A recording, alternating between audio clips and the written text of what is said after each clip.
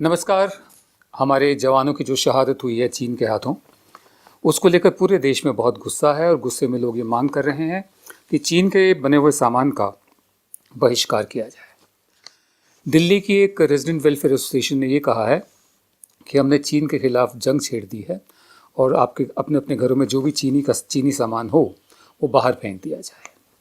शायद उनके जहन में महात्मा गांधी का स्वदेशी आंदोलन रहा हो, जब लोग खुशी खुशी विदेशी कपड़ों की होली चला रहे थे, लेकिन उस वक्त ज़िंदगी बहुत सादी थी। जैसे आज के दिन हमारा सारा जीवन, हमारी ज़िंदगी चीनी साजो सामान पर जिस हद तक मुनस्सर है, निर्भर है, उस वक्त ऐसा कुछ नहीं था। दूसरी बात, महात्मा गांधी ने जो कहा था वो स्वावलंबन की बात की थी और आज आत्मनिर्भर की बात हो रही है। आत्मनिर्भर हम वैसे सन 47 के बाद होना शुरू हो चुके थे। बहरहाल, उस वक्त जब स्वदेशी की बात हुई थी तो चरखा एक प्रतीक बन गया था कि अपना जो कपड़ा है वो भी खुद बुनो। दांडी एक प्रतीक बन गई थी कि अपना नमक भी खुद बनाओ। ठीक है ना। आज वो हालात नहीं है, ग्लोबलाइज्ड है सारा मामला। बहरहाल, सरकार की तरफ से भी कुछ ऐसे कदम उठाए गए हैं। भारतीय रेलवे ने कुछ हिदायत दी हैं कि चीनी सामान ना लिया जाए। उसके अलावा डिपार्टमेंट ऑफ टेलीकम्युनिकेशन ने भारत संचार निगम लिमिटेड को एक हिदायत दी है कि चीन से बने हुए कल पुर्जे सामान ना खरीदा जाए, अपना 4G का जो अपग्रेड करना है उसके लिए। और cellular operators association of India है, ये जो सर्विस प्रोवाइडर्स हैं हमारे, एयरटेल और वोडाफोन वगैरह वगैरह, इन्होंने ये कहा है, ये प्राइवेट टेलीकॉम कंपनीज हैं जैसे भारती एयरटेल वोडाफोन, इन्होंने ये कहा है कि जियो पॉलिटिकल इश्यूज जो होते हैं, जो राजनीति और ज़मीन से जुड़े जो जोग्राफी से भूगोलिक इशू होते हैं, वो सरकार के तहत आते हैं और इनको बिल्कुल अलग रखना चाहिए। जो कॉरपोरेट, जो उद्योग जगत के फैसले होते हैं वो अलग होते हैं। आगे इनका ये भी कहना है, राजन मैथ्यूज़ है, इन्होंने पीटीआई को बताया कि ये जो फैसले होते हैं जियो पॉलिटिकल, ये सरकार के तहत आते हैं और ये अलग होते हैं, और जो कमर्शियल डिसीजंस होते हैं, व्यापारिक फैसले होते हैं, वो अलग होते हैं। और इन एनी केस, ये इसके डायरेक्टर जनरल है राजन मैथ्यूज़, जब सरकारें कानून बनाती हैं तब कंपनियों का फ़र्ज़ होता है कि उन कानूनों को माने। आज तक सरकार ने कोई ऐसा कानून नहीं बनाया है जो हम जैसी कंपनियों को रोकता हो कि हम सामान कहाँ से मंगाएं और हमारे नेटवर्क की ज़रूरत क्या है। अभी तक ऐसा कोई कानून नहीं आया। चीनी कंपनियों ने करीब $6 बिलियन भारत में लगा रखे हैं। अब ये थाली बजाना एक और शुगल है। हकीकत में आपको बता रहा हूँ, एक फैक्ट शीट दे रहा हूँ, जरा सुन लीजिए। चीनी कंपनियों ने करीब $6 बिलियन भारत में इन्वेस्ट कर रखे हैं। गेटवे हाउस मुंबई की एक थिंक टैंक है जिसने करीब 75 ऐसी कंपनियां चिन्हित की हैं, हमारा ध्यान दिलवाया है, जहां पर चीनी निवेशकों ने e commerce, fintech, media, social media, aggregation services और लॉजिस्टिक्स में पैसा लगाया है। 18 ऐसी कंपनीज है जो यूनिकॉर्न्स कहलाई जाती है। 30 है वैसे टोटल तो, लेकिन भारत की 18 यूनिकॉर्न्स बने वो ऐसे स्टार्टअप्स जिनकी जो वैल्यू है वो $1 बिलियन से ज़्यादा है। 18 ऐसी कंपनियां हैं, यूनिकॉर्न कंपनियां, जिसमें चीन के निवेशकों ने अपना पैसा लगा रखा है। ठीक है, मैं आपको कुछ नाम बता दूं। बिग बास्केट, आप सब इस नाम से वाकिफ़ हैं, उसमें चीन के $250 मिलियन लगे हुए हैं। बायजूस, उसमें $50 मिलियन लगे हुए हैं। Delivery $25 million. Dream 11 $150 million. Flipkart, इस नाम से भी आप बहुत लोग वाकिफ़ हैं, फ्लिपकार्ट में $300 मिलियन लगे हुए हैं। हाइक $150 मिलियन लगे हुए हैं। ओला, जिसकी गाड़ी में अक्सर लोग बैठ कर जाते हैं, ओला में $500 मिलियन लगे हुए हैं चीन के। ये सब चीन के इन्वेस्टमेंट्स हैं। ओयो $100 मिलियन लगे हैं चीन के। पेटीएम मॉल, पेटीएम से आप सब वाकिफ़ हैं, $150 मिलियन लगे हुए हैं। पेटीएम.com $400 मिलियन लगे हुए हैं। जब ये लॉन्च हुआ तो प्रधान सेवक ने अपनी फ़ोटो खुद लगवाई थी, उनकी फ़ोटो का इस्तेमाल किया गया था उसको लॉन्च करने के लिए, जिस पर कोई एतराज़ जाहिर नहीं किया गया था। स्नैपडील, एक और नाम जो आप जानते हैं, इस पर $700 मिलियन चीन के लगे हुए हैं। स्विगी $500 मिलियन चीन के लगे हुए हैं। उड़ान $100 मिलियन। जोमेटो, इसको भी आप जानते हैं, $200 मिलियन लगे हुए हैं। उसके अलावा जो हम दवाइयाँ बनाने के जो रसायन होते हैं, केमिकल्स होते हैं, 70% हमारे चीन से आते हैं। तो कोरोना महामारी के इस वक्त में दवाइयों के जो आयात है उस पर भी असर पड़ेगा इसका, अगर ऐसा कुछ फैसला होता है तो। उसके अलावा इकोनॉमिक टाइम्स का कहना है कि जो भारत इंपोर्ट करता है चीन से, आयात करता है, उसमें कैपिटल गुड्स है, जैसे पावर प्लांट्स जो होते हैं उनके जो कलपुर्जे हैं, मशीनें हैं, वो चीन से आती हैं। टेलीकॉम इक्विपमेंट, वो हम आपको बता ही चुके हैं पहले, वो वहाँ से आते हैं। मेट्रो रेल कोचेज़ चीन से आते हैं। आयरन और स्टील के जो प्रोडक्ट्स हैं वो चीन से आते हैं। फिनिश प्रोडक्ट्स जैसे खाद है या रेफ्रिजरेटर है या वॉशिंग मशीन है या एयर कंडीशनर्स हैं।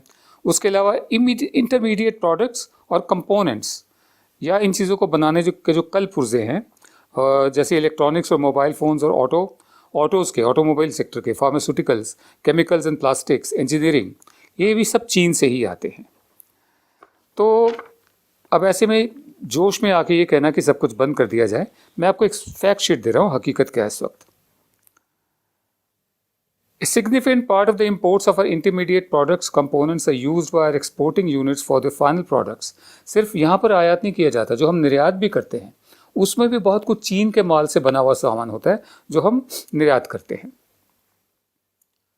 एक मैं आपको बता दूं, अगर हम जो हमारे निर्यातक हैं, एक्सपोर्टर्स हैं, चीन से मशीनें, कल पुर्जे और सामान मंगाना बंद कर दें और कहीं और देखेंगे, कोई विकल्प देखें, तो उसमें कीमत में बहुत फ़र्क आ जाता है, जिससे रेट्स में भी फ़र्क आ जाता है। हमारा माल जो विदेश में ख़रीदा जाता है निर्यातकों का, वो इस कॉम्पिटिटिव एज की वजह से भी ख़रीदा जाता है। तो अगर हम चीन से नहीं मंगाएंगे माल, ये इकोनॉमिक टाइम्स का ही कहना है, अगर हम चीन से नहीं मंगाएंगे माल तो जो हमारे निर्यात होंगे उनकी कीमत भी बढ़ जाएगी।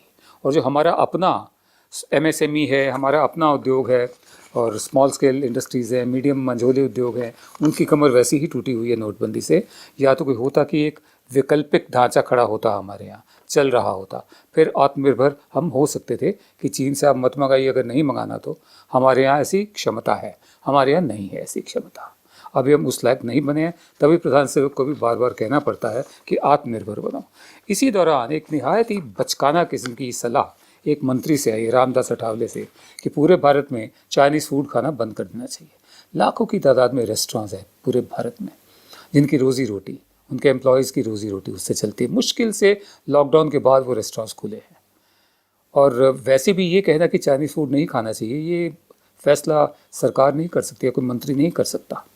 उन्होंने तो सरकारों को भी दिशा निर्देश जारी करने के अपील की है कि चीनी खाना, चाइनीज़ फूड बंद कर दिया जाए। चाइनीज़ फूड बेचने वालों में सड़क पर वो रेडी लगाने वाले भी हैं, वैन्स में बेचने वाले भी हैं, छोटे रेस्टोरेंट्स भी हैं, बड़े रेस्टोरेंट्स भी हैं। मुश्किल से लॉकडाउन के बाद उनकी थोड़ी सी इकोनॉमिक गतिविधि बढ़ी है।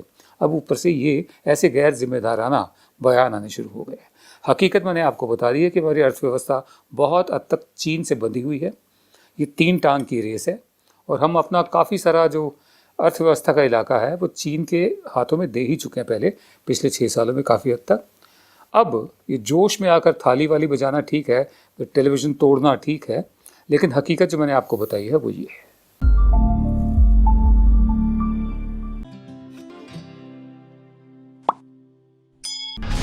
सुप्रीम कोर्ट ने एक निर्देश दिया था केंद्र सरकार को कि 24 घंटे के अंदर अंदर वो बताए कि उसने कोई निर्देश जारी किए हैं सारे राज्यों को कि डिज़ास्टर मैनेजमेंट एक्ट के तहत सारे डॉक्टर्स को उनकी तनख्वाह दी जाए जो रुकी हुई हैं, और बाकी जो रेम्यूनरेशंस है और जो मुआवजे हैं वो उनको दिए जाए हेल्थ केयर वर्कर्स को।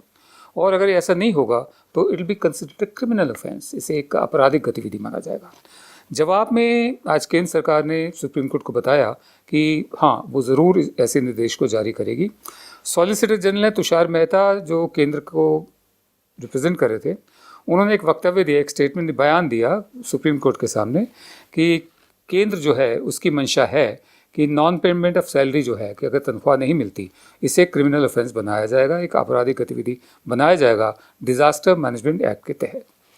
तुषार मेहता ने ये भी कहा कि सेंटर जो है, केंद्र जो है, ये डायरेक्शन इशू करेगा, सेक्शन 10 है जो डिज़ास्टर मैनेजमेंट एक्ट, उसके तहत।